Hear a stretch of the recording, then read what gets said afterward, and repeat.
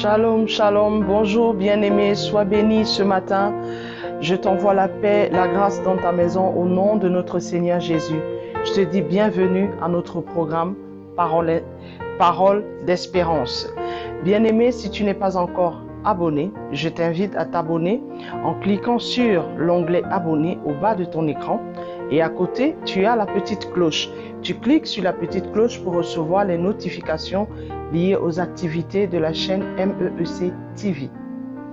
Bien-aimé, ce matin, le Seigneur a mis à mon cœur de parler avec toi de l'orgueil. Notre texte de base est tiré dans le livre de Proverbes 3, au verset 7 à 8. Je lis la parole. Ne sois point sage à tes propres yeux, crains l'Éternel et détourne-toi du mal. Ce sera la santé pour tes muscles et un rafraîchissement pour tes os. Bien-aimé, si le Seigneur nous parle de l'orgueil ce matin, c'est parce que tu te retrouves certainement dans ce cas de figure. Pourquoi le Seigneur demande de ne pas te considérer comme sage?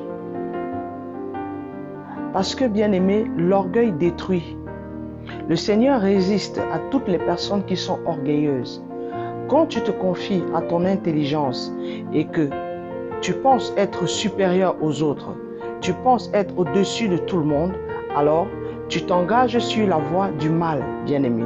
Parce que cela engendre en toi des sentiments qui ne sont pas du tout nobles.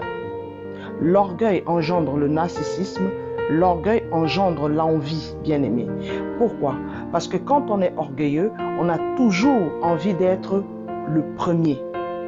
On ne veut pas être le deuxième. On ne veut jamais perdre, on veut toujours gagner. Et quand tu es dans cet état d'esprit, bien-aimé, tu peux aller et donner ta vie, ton âme à l'ennemi parce que tu veux toujours vivre dans une vie de paraître. Bien-aimé, tu veux paraître ce que tu n'es pas. C'est pour cela que le Seigneur te recommande de craindre. Prends cette énergie-là. Prends l'énergie que tu as à mettre dans l'orgueil, le narcissisme, la vanité, l'envie et toutes ces choses. Prends cette énergie-là et crains l'Éternel. Mets-la plutôt au service de l'Éternel, bien-aimé. Et ce sera un rafraîchissement pour tes os. Si le Seigneur dit que si tu ne le crains pas, si tu restes dans l'orgueil, tes os ne seront pas rafraîchis. Bien-aimé, quand les os ne sont pas rafraîchis, les os sont morts. Il n'y a point de vie.